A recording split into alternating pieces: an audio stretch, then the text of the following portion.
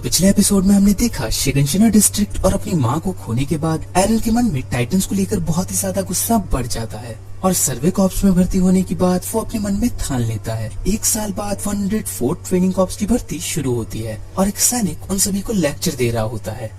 अब आगे पहले सीन में हमें दिखाया जाता है कि वो सैनिक आर्मिन से पूछता है कि तुम कौन हो, तो आर्मिन कहता है मैं आर्मिन आर्लेट हूँ सर, शिगंशिना डिस्ट्रिक्ट से। तो वो सैनिक कहता है ये कैसा वाहियात नाम है, क्या ये नाम तुम्हारे पिताजी ने रखा है? तो आर्मिन कहता है नहीं, मेरे दादाजी ने। फिर वो सैनिक पूछता है कि तुम यहाँ क्यों आए हो? तो वो कहता है इंसानियत की जंग में अपना योगदान देने सर। और ये सुनकर वो सैनिक कहता है अरे वाह, तुम टाइटंस के लिए एक बढ़िया चारा बनोगे। ऐसे ही वो सैनिक बाकियों से भी उनके बारे में पूछने लगता है और एक बड़ा ऑफिसर एक सैनिक से कह रहा होता है तुमने भी तो ट्रेनिंग में सबसे पहले इसी का सामना किया होगा ना? तो वो सैनिक कहता है मुझे तो अब भी याद है, पर इस सब का फायदा क्या है?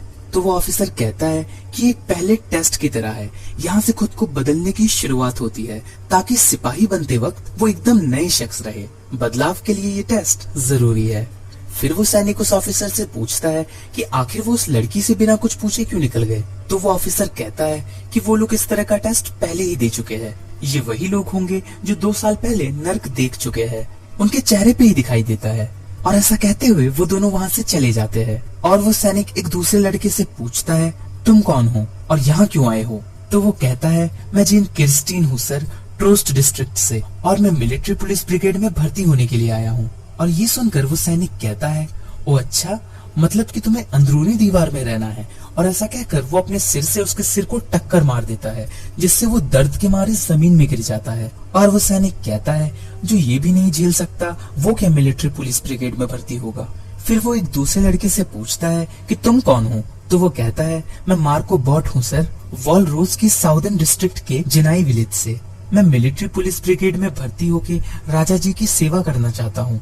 और ये सुनकर वो सैनिक कहता है ये तो बहुत अच्छी बात है, पर याद रखना राजा जी को बस टाइटन के लिए चारे की जरूरत है। और फिर वो आगे बढ़कर किसी और से उसका नाम पूछने लगता है और वो लड़का कहता है मेरा नाम कोनी स्प्रिंगर है सर, और मैं वॉल रोज की साउदर्न डिस्ट्रिक्ट के रागागो विलेज से हूँ। पर उसने वो सैल्यूट उल्टा किया होता है जिससे वो सैनिक उसके सिर को जोर से पकड़कर कहता है ये सैल्यूट दिल से खुद की जान देने के लिए तैयार होने की निशानी है, क्या तुम्हारा दिल राइट में है? और ऐसा कहते हुए उसकी नजर एक लड़की पर पड़ती है जो कुछ खा रही होती है। तो वो सैनिक उस लड़की के पास जाकर जोर से चिल्लाकर उससे पूछता है तुम कौन हो? तो वो कहती है मैं शशा ब्राउस हूँ सर, वॉल रोज की साउदर्न डिस्ट्रिक्ट के दोपर विलेज से। फिर वो सैनिक उससे पूछता है तुम्हारे राइट हैंड में क्या है? तो वो कहती है एक उबला आलू सर। ये सुनकर वो सैनिक उससे पूछता है कि आखिर तुम अभी इसे क्यों खा रही हो? तो वो कहती है बाद में ठंडा हो जाता इसीलिए। तो वो सैनिक कहता है नहीं, मुझे अब भी समझ नहीं आया कि तुम इसे इसी वक्त क्यों खा रही हो। तो वो लड़की कहती है सर क्या आप ये पूछ रहे हो कि लोग आलू क्यों खाते हैं? और ये सुनकर वहाँ सब लोग डर जाते हैं और एक अलग ही खामोशी छा जाती है। पर वो लड़की उस आलू का एक छोटा सा टुकड़ा उस सैनिक को देते हुए कहती है कि आप ही खाकर देख लो। तो वो सैनिक पूछता है मैं खाऊं? और वो लड़की एक अजीब सी स्माइल पास करती है, जिसके बाद हमें एक दूसरा सीन दिखाया जाता है जिसमें वो लड़की भाग रही होती है। और फिर एरन और कुछ लोग आपस में बात करने लगते हैं कि वो आलू वाली अभी तक भाग रही है, अब तो 5 घंटे हो चुके हैं। पर उसे गिरने तक भागने से ज्यादा तकलीफ तो इस बात से हो रही है कि उसे डिनर करने को नहीं मिलेगा।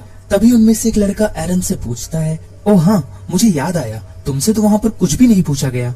तो एरन कहता है मैं और आर्मिन शिगंशिना डिस्ट्रिक्ट से है। ये सुनकर कोनी हैरान होकर कहता है ओ इसीलिए तुमसे कुछ नहीं पूछा क्योंकि तुम वहाँ थे उस दिन। क्या तुमने कोलोसस टाइटन को देखा जो कि सबसे बड़ा था? फिर एक दूसरे सीन में डिनर के टाइम सभी एरन से उस दिन के हादसे के बारे में पूछने लगते हैं कि क्या कोलोसस टाइटन दीवार लांग कर आया था? और वॉल मारिया को तोड़ने वाले आर्मर्ड टाइटन का क्या?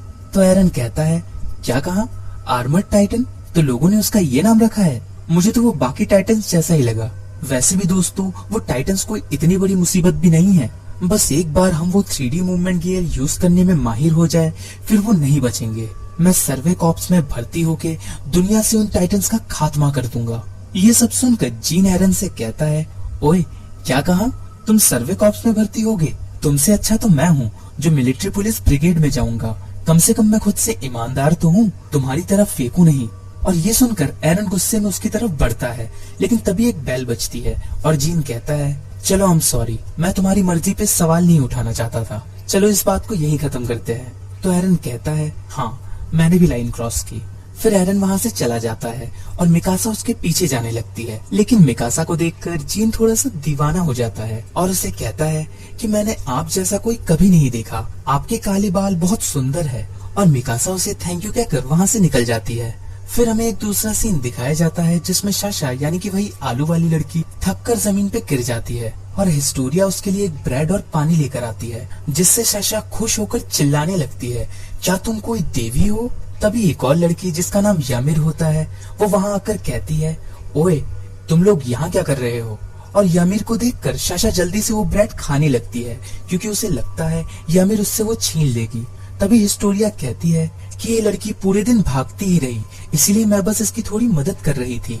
और फिर साशा वहीं पर सो जाती है। फिर यामिर कहती है, चलो इसे इसके कमरे तक छोड़ दे। तो हिस्टोरिया उससे पूछती है, क्या तुम भी दया दिखा रही हो? तो यामिर कहती है, मैं इसे अपना एहसानमंद बनाने के लिए ऐसा कर रही हूँ, बाद में इसकी बेवकूफी का फायदा उठाऊंगी। फिर अगले दिन सुबह ट्रेनिंग शुरू होती है जिसमें वो सैनिक सबसे कहता है कि अगर ये नहीं कर पाए तो तुम चारा बनने के लायक भी नहीं हो। सभी लोग अपनी पूरी कोशिश कर रहे होते हैं और वो बड़ा ऑफिसर अपने एक सैनिक से कहता है, इसी ट्रेनिंग से 3D मूवमेंट गियर चलाने की काबिलियत का पता चलता है। देखो वो लड़की बिल्कुल परफेक्ट कर रही है, इस साल तो बहुत टैलेंटेड लोग आए हैं। तभी वो सैनिक उस ऑफिसर से पूछता है, लेकिन सर उस लड़के का क्या? तो वो ऑफिसर कहता है, सिर्फ चाहने से काबिलियत नहीं आ जाती। फिर हम देखते हैं कि एरन उस ट्रेनिंग को ठीक से नहीं कर पाता और सभी लोग उसका मजाक उड़ा रहे होते हैं। वो सैनिक एरन को बहुत डांटता है कि ठीक से करो, खुद को ऊपर उठाओ, लेकिन उससे नहीं हो पाता। फिर जब ट्रेनिंग खत्म हो जाती है तो एरन, मिकासा और आर्मिन को छोड़कर सब वहाँ से चले जाते हैं और मिकासा और आर्मिन एरन को दिलासा देते हैं कि फालतू की चीजें मत सोचो, आराम से करो, हो जाएगा। तो एरन कहता है, ठीक है शायद अब मैं कर लूं। और वो दोबारा ट्राई करता है, लेकिन इस बार तो वो मुंह के बल गिर जाता है। और फिर डिनर के वक्त सब उसका मजाक उड़ाने लगते हैं कि कल तो ये बड़ी ऊंची ऊंची फेंक रहा था, आज इसका वो जोश कहाँ गायब हो गया, अब इसे भी खेती के लिए लगा देंगे। और आर्मिन एरन से कहता है, उन पर ध्यान मत दो। पर मिकासा कहती है, तुम्हें जिद छोड़ देनी चाहिए, सिर्फ चाहने से काबिलियत नहीं आ जाती, एक सैनिक बनना न बनना तुम्हारे हाथ में नहीं है, तो ये बेकार की कोशिश छोड़ दो। और ये सुनकर एरन और आर्मिन वहाँ से चले जाते हैं। एरन जीन और कोनी से जाकर रिक्वेस्ट करता है कि प्लीज मुझे बैलेंस करने की ट्रिक बताओ, लेकिन वो दोनों भाव खाने लगते हैं और उसका बहुत मजाक उड़ाते हैं। फिर एरन मदद के लिए राइनर और बर्थोल्ड के पास पहुंचता है, लेकिन राइनर कहता है, सॉरी पर मुझे इसके लिए कोई ट्रिक नहीं पता, इसीलिए मुझे नहीं लगता कि मैं तुम्हारी कुछ मदद कर पाऊंगा। और इस बात से एरन काफी उदास हो जाता है। और फिर बर्थोल्ड अपने 2 साल पहले हुए इंसिडेंट के बारे में बताने लगता है और वो लोग अपने कैंप से दूर कहीं घूमते हुए बात करने लगते हैं और एक दूसरे के इरादों के बारे में पूछते हैं, जैसे कि तुम सर्वे कॉर्प्स में भर्ती क्यों होना चाहते हो, वगैरह वगैरह। फिर वो एक बहुत ही खूबसूरत जगह पर पहुंचते हैं जहाँ पर एक छोटी सी झील होती है और उस पर मूनलाइट पड़ने की वजह से वो जगह बहुत ही खूबसूरत दिखाई देती है। तभी राइनर एरन से कहता है, अपने इक्विपमेंट को चेक करके बेल्ट्स को रीएडजस्ट कर लेना, कल तुम कर लोगे, मुझे पूरा भरोसा है। फिर अगले दिन का सीन दिखाया जाता है जिसमें एरन खुद से कहता है, मैं ये करूंगा, करके ही रहूंगा, भले ही मुझ में काबिलियत ना हो, पर इरादा सबसे तगड़ा है। और सभी लोग उसे ही देख रहे होते हैं। और फिर उसकी वो ट्रेनिंग शुरू होती है जिसमें उसे धीरे धीरे उठाया जाता है और आखिरकार वो बैलेंस बना लेता है, पर सिर्फ कुछ पलों के लिए, और वो फिर से नीचे गिर जाता है और एरन काफी ज्यादा दुखी हो जाता है। पर वो सैनिक एक दूसरे लड़के से कहता है कि एरन को अपनी बेल्ट दो, और फिर एरन उसकी बेल्ट पहनकर ट्राई करता है जिसमें वो बड़ी ही आसानी से बैलेंस कर लेता है बिना किसी दिक्कत के। तभी वो सैनिक कहता है कि तुम्हारे इक्विपमेंट में डिफेक्ट था, हालांकि आज से पहले ऐसा कभी हुआ नहीं, पर अब लगता है इनकी चेकिंग के लिए भी एक अलग से डिपार्टमेंट बनाना पड़ेगा।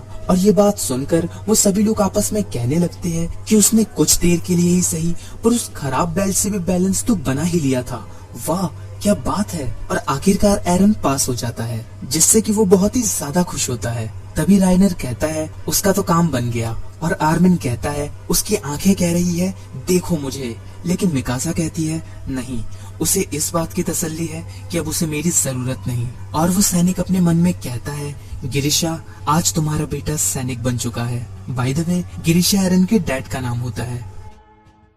वीडियो पसंद आई हो तो एक लाइक और कमेंट तो बनता है बॉस। ऐसी इंटरेस्टिंग वीडियोस देखने के लिए चैनल को सब्सक्राइब करके बेल आइकन दबाना मत भूलिएगा। इस वीडियो को अपने चाहने वालों के साथ शेयर करना मत भूलिएगा। मैं मिलता हूँ ऐसी एक इंटरेस्टिंग वीडियो के साथ, तब तक के लिए बाय। Thanks for watching.